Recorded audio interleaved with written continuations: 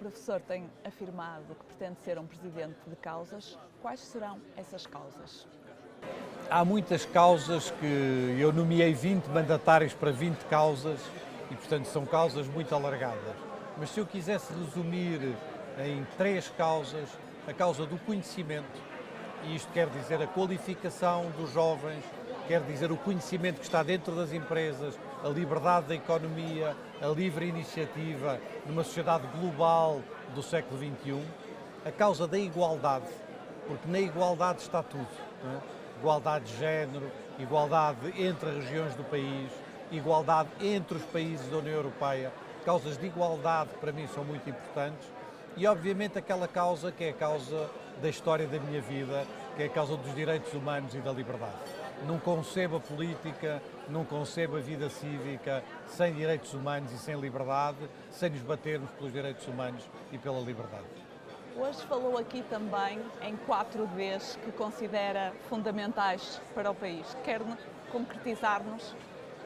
4 Ds que considero fundamentais combater.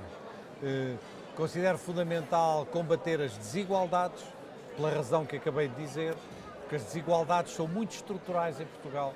É um país muito pobre, mas com muita gente rica, e as desigualdades são sempre más para o desenvolvimento de um país e para o seu progresso. Um combate ao desemprego, que é hoje o drama principal de Portugal. Temos níveis de desemprego absurdos, níveis de desemprego altíssimos, e não é possível mantermos um país desenvolvido com estes níveis de desemprego jovem e de precariedade do trabalho. Para mim é tudo, entra tudo dentro da mesma luta a este segundo D. Um terceiro D, que é o D do despovoamento e da desertificação. Portugal é um país muito pequeno, é um país, na verdade, que quase, se olharmos para a Europa, quase parece uma faixa litoral e, no entanto, há enormes assimetrias entre o interior e o litoral. O interior de Portugal está a ficar deserto, está a ficar despovoado e isto é inaceitável para um país do século XXI. E, por último, o último D, o D de desperdício. Desperdício no sentido em que Portugal está a desperdiçar uma geração qualificada, uma geração que está muito bem preparada nas universidades e que depois não encontra emprego em Portugal e é forçada à imigração. Estamos a desperdiçar os nossos jovens, estamos a desperdiçar o nosso conhecimento, estamos verdadeiramente a desperdiçar aquilo que nos pode fazer um país moderno, um país aberto e um país desenvolvido. E isto é dramático para todos nós.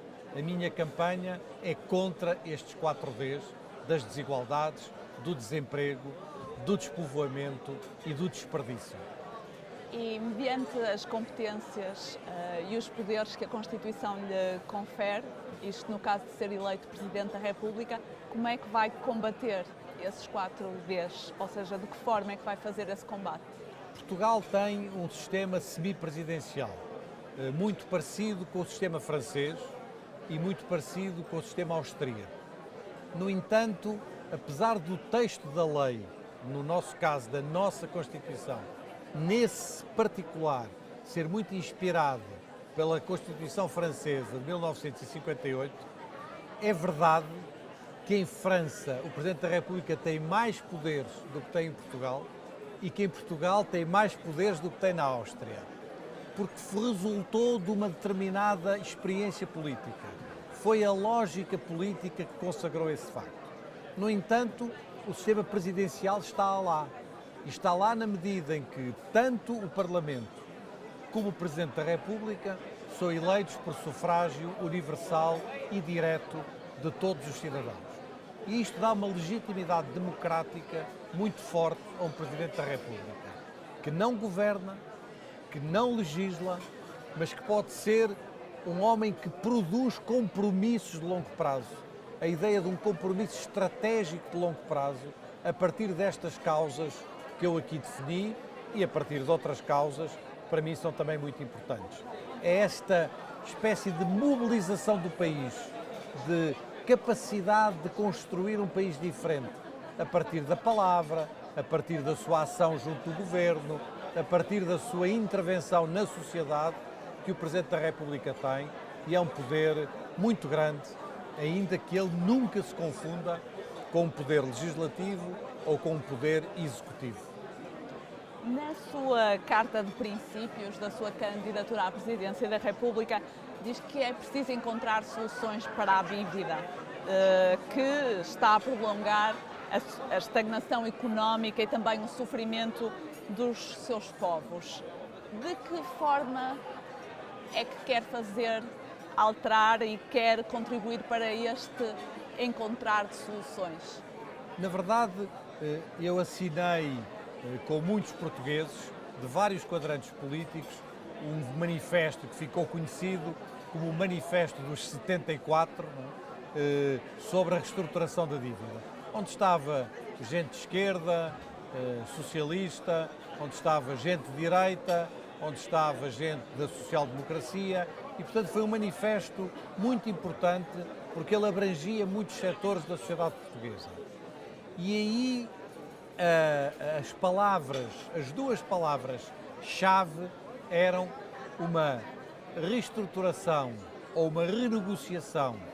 As palavras não são exatamente as mesmas, honrada e responsável da dívida no quadro do espaço institucional da União Europeia. O que é que isto quer dizer? Traduzindo isto, quer dizer que eu não advogo nenhuma ruptura com a União Europeia, não advogo nenhuma opção de não pagamento unilateral da dívida, mas que advogo que se encontre no espaço da União Europeia uma solidariedade que permita aos países do Sul e aos países que têm mais problemas encontrarem soluções realistas, pragmáticas, para resolverem o problema da dívida que está a asfixiar a nossa capacidade de crescimento, a nossa capacidade de desenvolvimento, a nossa capacidade de mantermos o Estado Social. Algumas destas coisas, na verdade, desde que esse manifesto foi feito, já estão a ser realizadas. O Banco Central Europeu tem tomado medidas que têm permitido baixar os juros da dívida portuguesa, tem permitido medidas de alguma mutualização da dívida e, portanto, há aspectos daquilo que eu proponho que já estão em curso no espaço institucional da União Europeia. Mas é preciso ir mais longe, é preciso fazer mais, é preciso continuar esse caminho, sob pena de países como Portugal ficarem totalmente dependentes e asfixiados no seu processo de desenvolvimento nacional.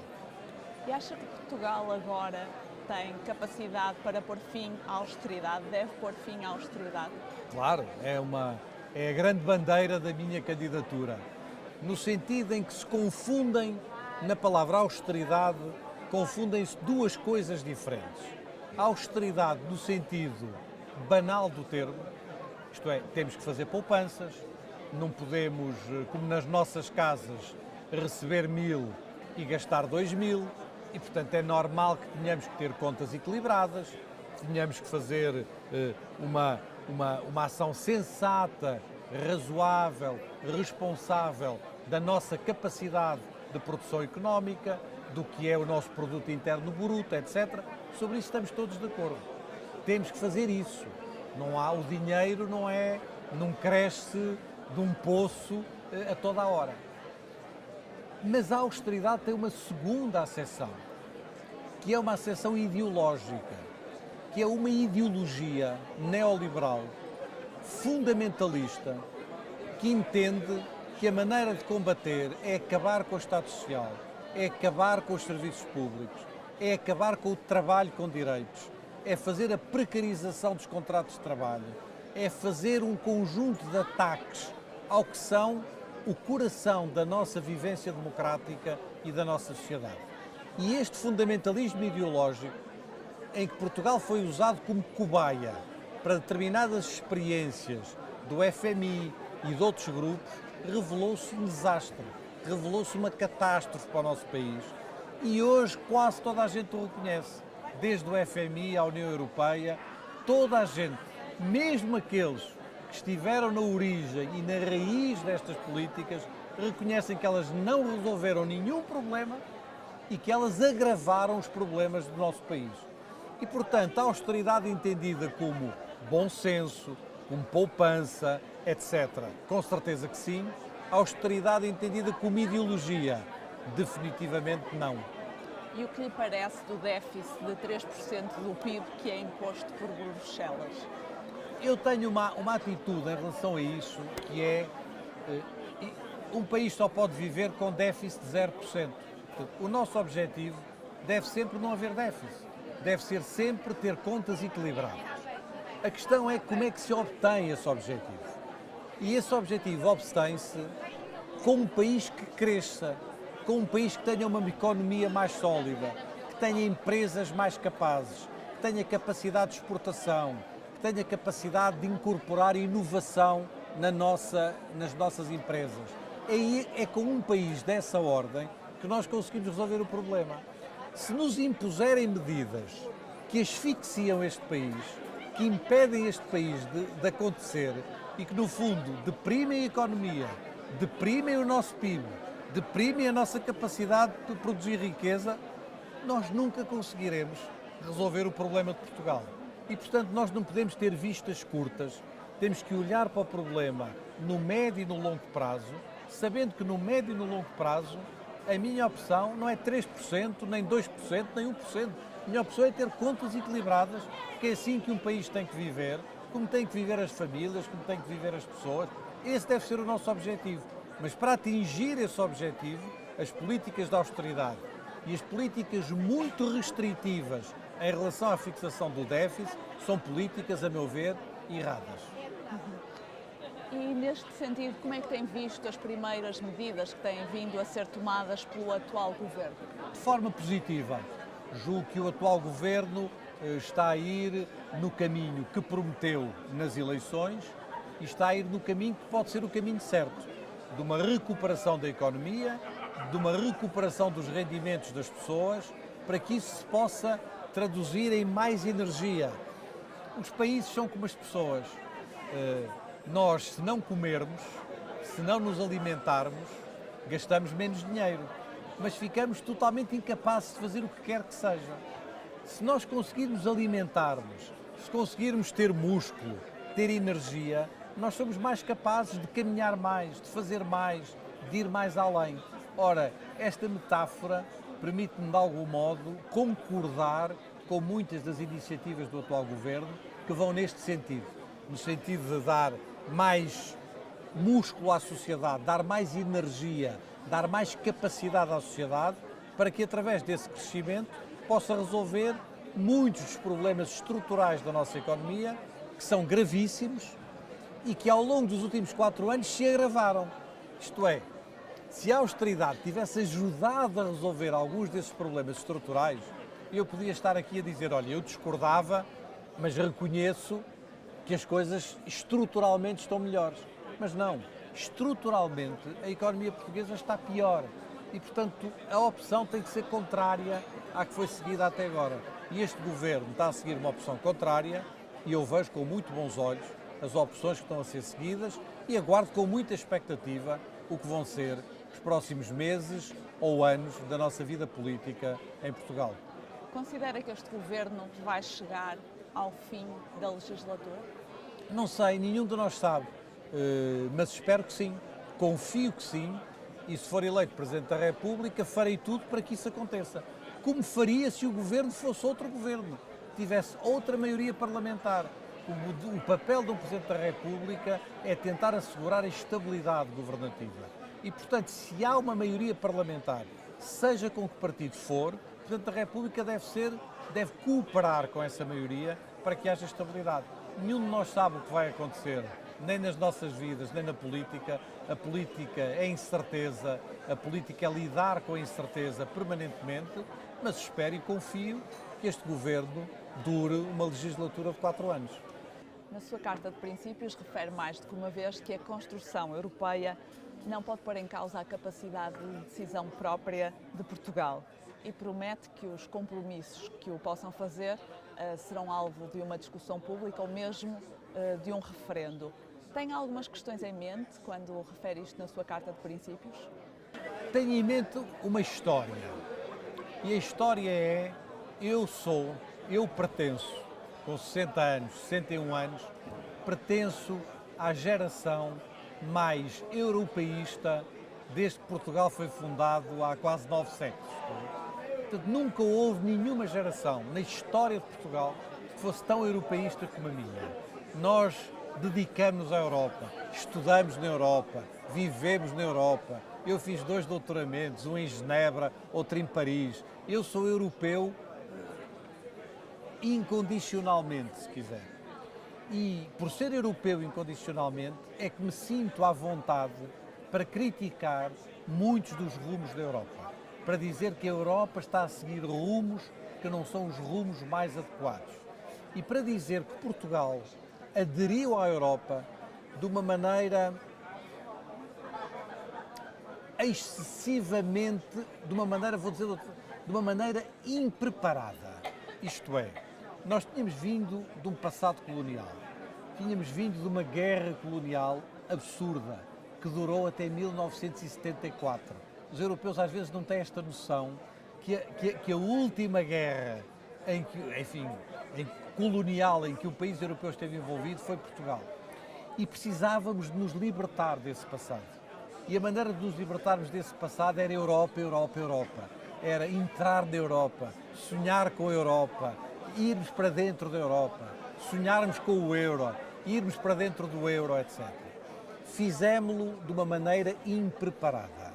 Não preparamos a nossa economia, não preparamos as nossas finanças, não preparamos a estrutura da nossa sociedade para esses impactos tão fortes. E hoje estamos a pagar o preço disso. Estamos a pagar o preço de 30 anos na Europa, que se celebraram esta semana, em que os primeiros 15 anos foram 15 anos em que convergimos com a Europa e os últimos 15 anos foram 15 anos em que divergimos da Europa. Isto é, a Europa está num processo em que nos estamos a afastar da média europeia. E eu não quero que isso volte a acontecer. Eu quero que em todas as decisões que sejam tomadas sobre a Europa, Portugal esteja preparado para as enfrentar. Eu sou a favor de todas as aberturas, de todas as liberdades, nos tratados europeus, nos tratados transatlânticos, nos tratados com o Mercosul, nos tratados que abram Portugal ao mundo. Mas não nos podemos abrir ingenuamente. Temos que estar preparados para isso. Temos que estar preparados para essa concorrência, para essa competição, para esse trabalho. E é por isso que eu digo na minha Carta de Princípios que nunca tendo havido um referendo em Portugal sobre a Europa, ao longo destes 30 anos, nunca tendo havido, se no quadro europeu houver tratados que de algum modo diminuam a nossa soberania, ou em que nós tenhamos que ceder mais soberania, eu entendo que só se deve fazer depois de uma ampla discussão em Portugal e depois de uma decisão que referenda essa ampla discussão, não é? Porque isso é a maneira de legitimar democraticamente uma decisão de entrada e de participação na Europa que até agora em Portugal nunca foi feita. Quer dizer, foi feita pelo Parlamento, como é evidente que representa todos os portugueses. Mas eu acho que é preciso uma legitimidade maior no caso da nossa soberania vir a ser novamente diminuída por razão de algum compromisso que se passe no espaço europeu. E qual é que deve ser a resposta da Europa, por exemplo, ao terrorismo e à questão também dos refugiados? Na sua perspectiva, caso seja eleito, qual é que deve ser a abordagem? A resposta da Europa tem que ser uma resposta frontal e inteligente. Frontal, porque o que se está a passar é inadmissível, é intolerável e é qualquer coisa que nenhum de nós pode aceitar em nenhum plano. Eu acho que muitas vezes nós, na história, face a comportamentos ditatoriais ou outros, dizíamos sim, existe este problema, mas... E quando punhamos o mas, começávamos a justificar, não é? E eu acho que não há mas nenhum aqui, porque isto é intolerável. Ponto final. Não há justificação possível e nós temos de ter uma atitude frontal em relação a isto. Mas frontal e inteligente, porque obviamente que o mais fácil, aquilo que nos apetece a todos, é de imediato descarregar as nossas bombas, descarregar o nosso poder militar todo em cima desse Estado Islâmico. O problema é saber se isto é inteligente, se isto funciona. E eu julgo que há aqui 4 dimensões que são muito importantes. A dimensão diplomática, que não tem sido convenientemente exercida, nomeadamente no plano das Nações Unidas e noutros planos internacionais, a dimensão das informações, a questão das informações, da partilha de informações. Nós hoje na Europa temos polícias entre Estados nacionais que não cooperam umas com as outras, que escondem informações umas às outras, por pequenas rivalidades nacionais e outras. Tem de haver uma muito maior cooperação no plano das informações, tem de haver medidas muito sérias no plano económico, secar as fontes de financiamento, secar os dinheiros do petróleo, secar o dinheiro dos tráficos de droga e de armas e fazê-lo de forma muito determinada e não de forma hipócrita, como tem acontecido tantas vezes no mundo. E, em último lugar, a parte militar, que não pode ser descurada. É uma dimensão do ataque ao terrorismo que tem de estar presente também. Diplomacia, informações, economia e militares. Agora, logo num primeiro momento, porque esse é o nosso primeiro impulso, recorrer ao poderio militar sem qualquer outra consideração, infelizmente a história diz-nos que isso correu mal.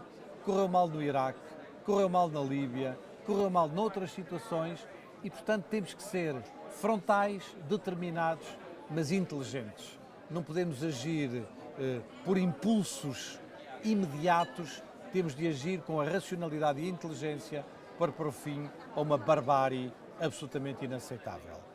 Quanto aos refugiados, a minha atitude é abertura total. Abertura total. Eu acho que, se quiser dizer de uma maneira talvez um bocadinho lírica, cada um de nós tem direito a viver onde quiser neste planeta. Este planeta é a nossa casa comum, como dizia o Papa Francisco, não é? E nós devemos ter o direito de escolher onde queremos viver. Eu devo ter direito a viver em Portugal, ou em França, ou na China, ou noutro lugar qualquer, onde eu quiser, não é? E, portanto, essa abertura deve estar muito presente na maneira de encararmos o drama dos refugiados.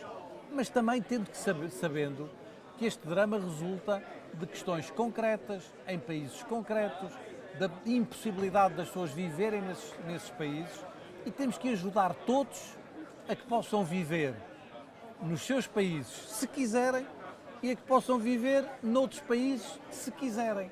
Eu vivi em Portugal, eu vivi em França, eu vivi na Suíça, eu vivi no Brasil, eu vivi nos Estados Unidos, eu vivi em muitos momentos diferentes, em muitos países diferentes na minha vida, e isso faz parte da humanidade que é a minha. Falar em globalização dos mercados, da economia, dos capitais, e não falar em globalização do direito das pessoas viverem onde quiserem, parece-me absurdo. Isto dito, tudo tem que ser feito com rigor, tudo tem que ser feito com muito cuidado. Sabemos que neste drama dos refugiados há muitas situações de tráfico de pessoas, há muitas situações de escravatura, de exploração sexual, de exploração de crianças e, portanto, nós temos que nos precaver com essas situações para a segurança nossa, mas sobretudo para a segurança dos próprios. Está em causa, em primeiro lugar, é a segurança dos próprios refugiados, mas também, obviamente, a nossa segurança. A segurança é essencial, mas eu sou de uma geração que viveu uma ditadura em Portugal e eu nunca ponho a segurança à frente da liberdade. A liberdade para mim prevalece sempre. Eu quero um mundo seguro, mas o mundo seguro é um mundo que tenha liberdade. Porque no dia em que renunciarmos à liberdade em nome da segurança, perdemos a liberdade e perdemos a segurança.